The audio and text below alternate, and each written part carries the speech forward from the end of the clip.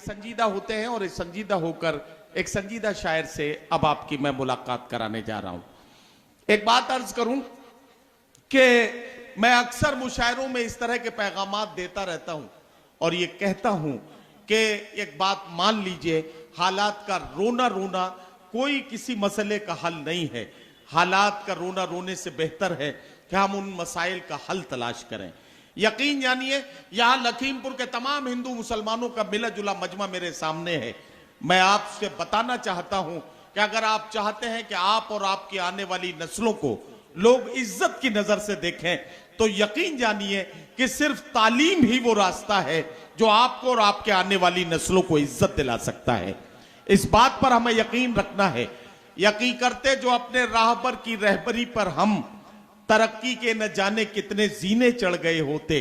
अगर हम रोज के खाने से एक लुकमा बचा लेते, अदा सुन्नत भी होती और बच्चे पड़ गए होते।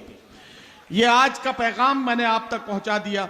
आइए एक और शायर से मुलाकात करते हैं। इस वक्त मैं गुजारिश करने जा रहा हूं जनाब अमित कैथवार से तशरीफ लाएं और अपने खूबसूरत कलाम से नवाजें। जनाब अमित कैथवार। बहुत बहुत शुक्रिया। आदाब मेरे प्यारे शहर लखीमपुर। आदरणीय सांसद जी की उपस्थिति है। हमारा देश, हमारा क्षेत्र कृषि प्रधान देश है। एक मतला पढ़ता हूं, आप सब किसानों की पीड़ा है। एक मतले से अपनी बात की शुरुआत करता हूं, सुनिएगा।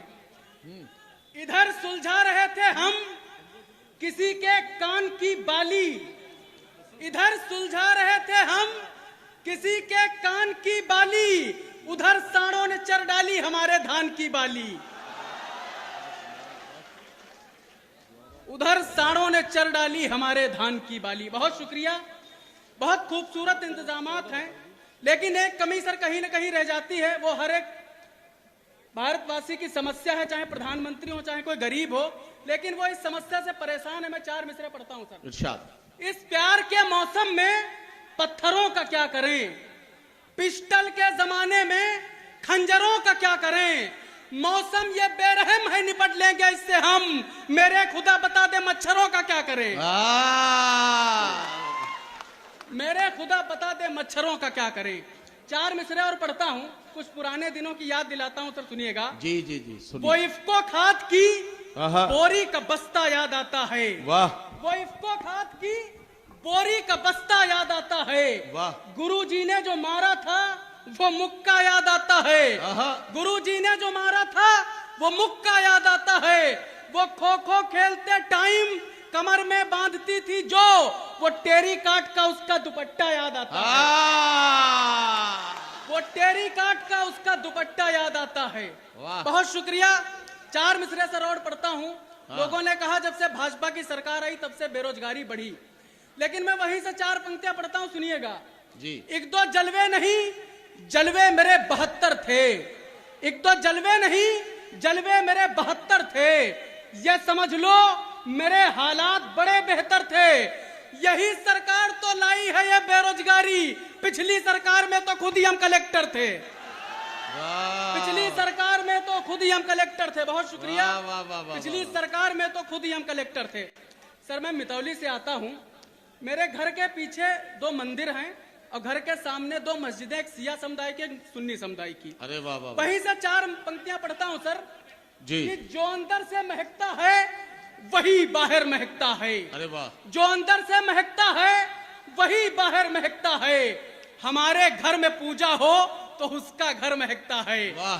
हमारे घर में पूजा हो तो उसका घर महकता है। वो उसके ईद में बनती सिवैयों की वो खुशबू से मोहब्बत का असर ये है मोहल्ला भर महकता है।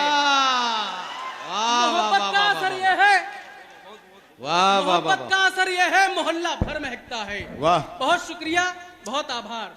4 मिसरे पढ़ता हूँ। कुछ खूबसूरत चेहरे इस महफिल में बैठे हैं, मंच पर भी हैं, उनको समर्पित करता हूँ। 4 मिसरे सुनिएगा। इरशाद। कि तुम्हें जो देख लूं तो फिर ये अच्छा वक्त हो जाए। क्या कहना। तुम्हें जो देख लूं तो फिर ये अच्छा वक्त हो जाए।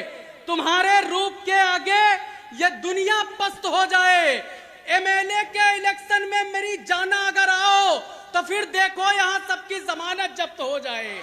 वाह वाह वाह वाह। तो फिर देखो यहाँ सबकी जमानत जब्त हो जाए। चार मिसरे मेरे खुददार दोस्तों आपके नाम पढ़ता हूं कि जो खाई सामने हो पाट करके आगे बढ़ जाना, समय कैसा भी हो बस काट करके आगे बढ़ जाना, मजा तो तब है जूते घिस बुलंदी पर पहुंच जाओ, बहुत आशा है तलवे चाट करके आगे बढ़ जाना। बहुत आशा है तलवे चाट करके आगे बढ़ जाना।